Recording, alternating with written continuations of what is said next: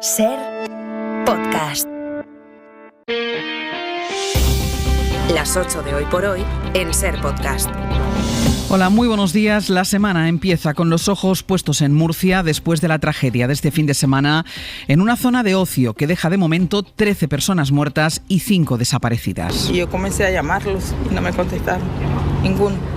Solo me salía el buzón de cada uno de los teléfonos y hasta ahora. La mayoría de los cuerpos localizados todavía no ha podido ser identificado y el proceso va a ser lento. Desgraciadamente para los familiares es un proceso lento, depende también del estado en el que se encuentran las personas fallecidas. Según describía anoche en Hora 25 el portavoz de la policía de Murcia, el incendio se declaró en una discoteca y se propagó a otras dos que eran contiguas. Sastre, buenos días. Buenos días, Barceló. No se saben las causas. Se sabe que el alcalde de la ciudad, José Ballesta, ha preferido no hablar todavía de las condiciones de seguridad que tenían los locales, aunque sí dejaba este mensaje. Sea quien sea, caiga quien caiga, y cueste lo que cueste, y pese a quien le pese, todo esto se va a aclarar hasta sus últimas consecuencias. Vamos a volver a la zona del siniestro, donde está nuestro compañero Lázaro Jiménez. Buenos días. ¿Qué tal? Buenos días. Y donde siguen buscando los cuerpos de los desaparecidos en este momento. Sí, se irán retomando a lo largo de esta mañana esas labores de rescate y de identificación en esta calle Isla Cristina, por donde pasan desde primera hora camiones de reparto, camiones de recogida de basura, grúas, taxis y madrugadores que llegan a esta hora al gimnasio situado frente a la discoteca afectada por las llamas. Algunos habituales de ese gimnasio los lunes nos dicen que otros días se hubieran encontrando con gente saliendo de fiesta de esas discotecas. También David, que sale a correr por las mañanas por aquí, esta mañana se paraba a sacar una foto. Decíamos hoy es un día más de correr, como dices tú, de entrenar, pero para muchas familias hoy es un día muy doloroso y muy trágico, y bueno, pues que podamos estar por lo menos, aunque sea desde la lejanía, lo más cerca de Dios posible. No es un lunes cualquiera, a pesar de que pueda parecerlo en esta zona de comercios, concesionarios o grandes superficies, sobre todo si pensamos que a esta misma hora ayer la imagen era la de cientos de personas desalojadas en la discoteca, los servicios de emergencia interviniendo para extinguir el fuego que se ha cobrado, como decía ya, al menos la vida de 13 personas. Y decíamos, Lázaro, que no se sabe nada de las causas todavía. No, sobre la investigación aún se desconoce el origen, qué es lo que provocó el incendio. Sí se ha determinado que se habría originado entre las discotecas Fonda y Teatre, propagándose por el techo. El estado en el que han quedado los locales es lo que está hasta ahora retrasando esa investigación y la identificación de las víctimas. Una investigación que está en manos de la Policía Científica y Judicial. El Ayuntamiento dice que se personará en la causa judicial abierta, se está recopilando toda la información y expedientes de los locales para aportarlos a ese procedimiento. Sí que ha confirmado el consistorio que se encontraban dentro del horario de apertura para el que tenían autorización. Luego volvemos a Murcia. Lázaro, gracias. Hasta ahora. Pendientes pues de las novedades que lleguen de Murcia. Empieza esta semana en la que hemos cambiado de mes y de etapa, porque hoy el Rey inicia una nueva ronda de consultas para la investidura. Será el asunto político de la semana, por el que preguntaremos a las 9 al Lehendakari Urkullu, aunque antes de ir con eso, situemos el anómalo pronóstico del tiempo que ha dejado o va a dejar temperaturas de 37 o 36 grados en octubre, 37 en Bilbao, en Montoro, en Córdoba. Batieron ayer el récord de calor en España para esta época con 38 grados, con más de 38 grados, Jordi. Así es, y hoy bajarán las temperaturas en la mayor parte del país, pero apenas lo notaremos. Venimos de valores tan altos que igualmente hoy y durante toda la semana, durante las tardes el tiempo será veraniego, algo más fresco durante las noches y al empezar las mañanas, y destacar que hoy el máximo de calor se desplaza hacia el norte, surada que afectará al interior de Cantabria, también del País Vasco, especialmente como decías en Bilbao, donde las máximas superarán con facilidad los 35 grados, también en Canarias, en las islas más orientales, donde habrá calima, máximas de más de 35 grados. El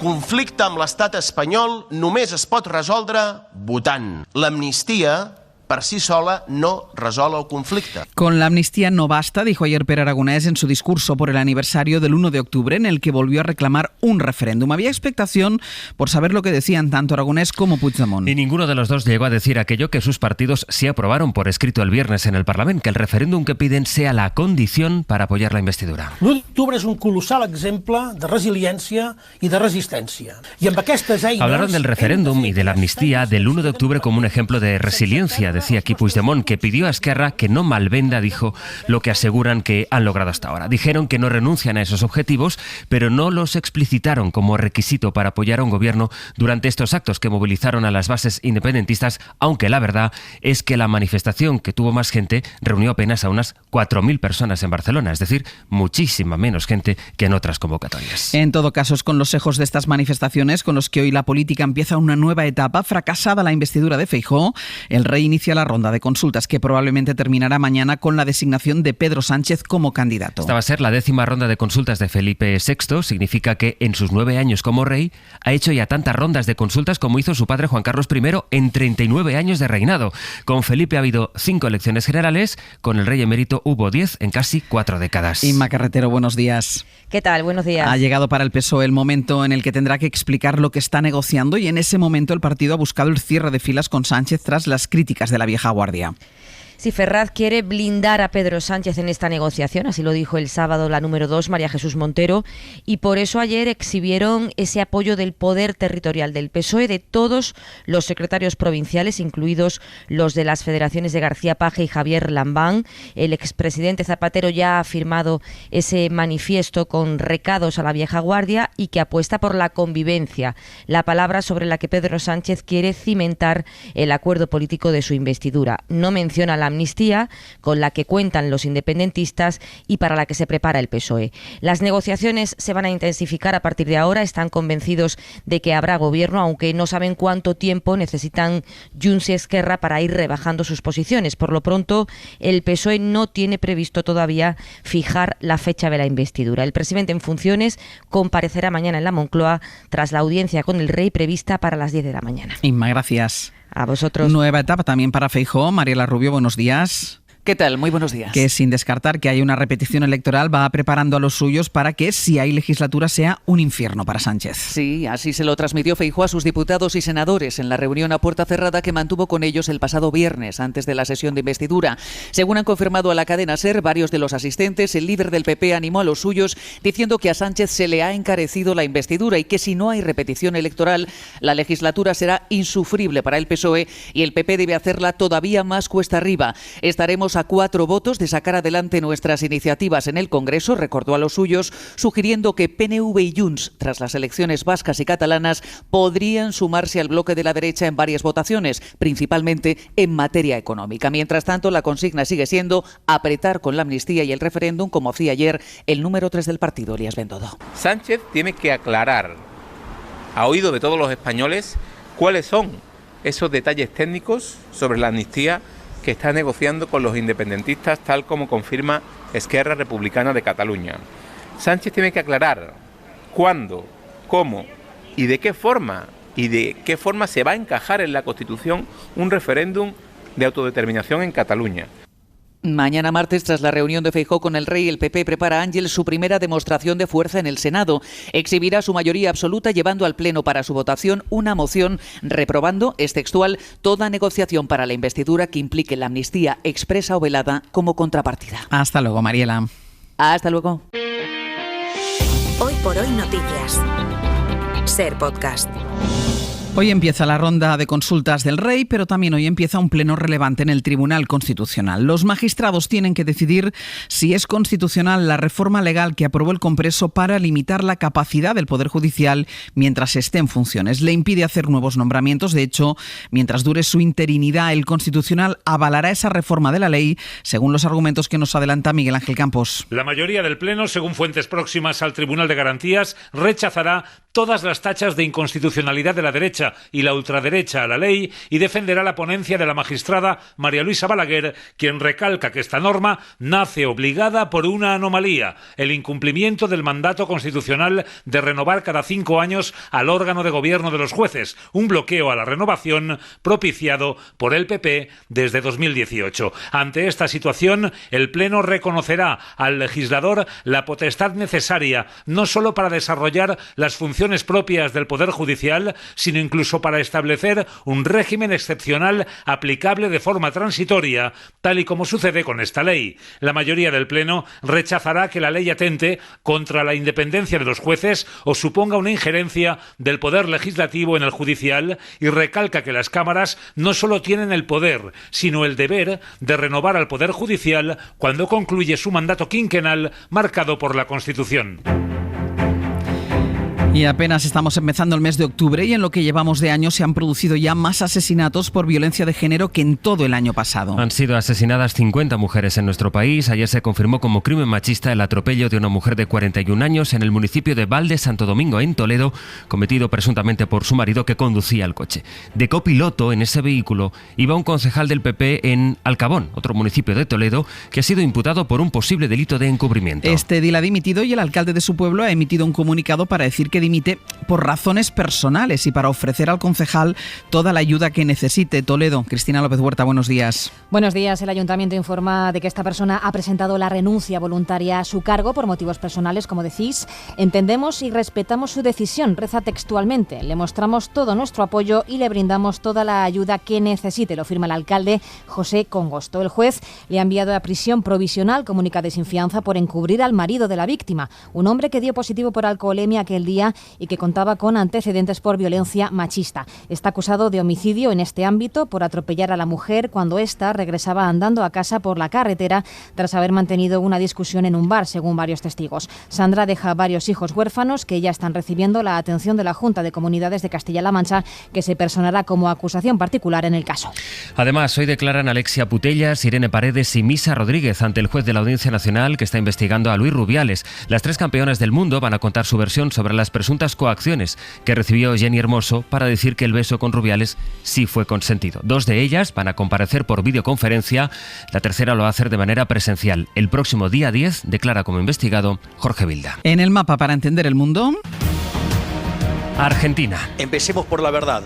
No fueron 30.000 los desaparecidos, son 8.753. Por otra parte, estamos absolutamente en contra de una visión tuerta de la historia. Para nosotros durante los 70 hubo una guerra.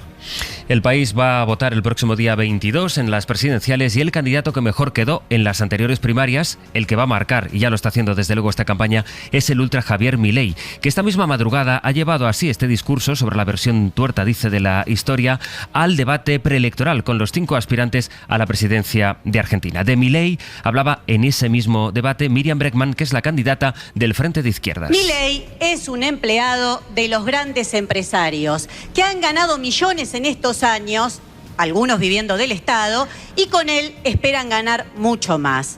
No es un león, es un gatito mimoso del poder económico. En Turquía, el Ministerio de Defensa asegura que sus aviones de combate han destruido 20 presuntos objetivos rebeldes kurdos en el norte de Irak. Eso, tal y como ya adelantaba Erdogan, es la respuesta al intento de atentado que han llevado a cabo este domingo 2 hombres de la guerrilla kurda a las puertas del Ministerio del Interior. Los 2 terroristas han muerto durante el ataque. Adrián del Pozo. Un ataque en el que no ha habido ni heridos ni muertos civiles y los policías heridos leve ya están fuera de peligro. El PKK, el Partido de los Trabajadores del Kurdistán, ha reivindicado el atentado y en el comunicado la guerrilla asegura que han matado a un policía, aunque las autoridades turcas lo niegan. Durante el ataque, un terrorista se ha inmolado y el otro ha sido abatido de un tiro en la cabeza antes de que pudiera hacer lo mismo. El presidente Erdogan ha asegurado ante el Parlamento Nacional que responderán al terrorismo tanto dentro como fuera de sus fronteras y ha advertido: podemos llegar una noche de repente, una frase que pronunció exactamente igual en 2019, justo antes de atacar militarmente el norte de Siria. Y en el Reino Unido, el Partido Conservador está de congreso justo en el momento en el que el primer ministro Rishi Sunak ha llevado a la formación a los postulados más duros, cercanos incluso a la extrema derecha, en asuntos, por ejemplo, como la inmigración. Eso mientras crece el número de detractores del Brexit y mientras la base de su partido le pide que baje los impuestos. Corresponsal en Londres, Lucas Font. Rishi Sunak quiere que la conferencia de los conservadores sirva para impulsar al partido en los próximos meses, pero por ahora no parece haber consenso sobre cuál es la mejor manera de lograrlo. Cada vez son más los conservadores que reclaman una bajada de impuestos, algo que Sunak no está dispuesto a hacer. Somos conservadores, por supuesto que queremos bajar los impuestos, pero para conseguirlo lo mejor que podemos hacer en este momento es reducir la inflación, ha dicho el primer ministro en un intento por acallar las críticas por su política fiscal. Unas críticas a las que se sumará previsiblemente este lunes una vieja conocida, la ex primera ministra Liz Truss, a pesar de que fue precisamente su política fiscal la que puso patas arriba al partido en la conferencia del año pasado. En Estados Unidos, el fin de semana ha dejado el acuerdo bipartidista para evitar el cierre de gobierno y que miles de funcionarios se fueran a casa sin cobrar. Eso, que en principio es un respiro para la política de Estados Unidos, en cambio ha provocado una rebelión dentro del Partido Republicano. El ala más dura va a pedir el cese de su propio presidente del Congreso, Kevin McCarthy. Corresponsal Sara Canals, buenos días. Buenos días. Arranca una semana que se prevé turbulenta en el Congreso, sobre todo para el presidente de la Cámara de Representantes, el republicano Kevin McCarthy, tercera autoridad del país, a quien los radicales de su partido quieren someter a una moción de censura para destituirle. Así lo anunciaba en la CNN Matt Gaetz, uno de los 20 ultraconservadores, tras criticar el acuerdo bipartidista al que se llegó para evitar el cierre de gobierno, un pacto que no incluye algunas de sus demandas, como más dinero destinado a la seguridad en la frontera sur.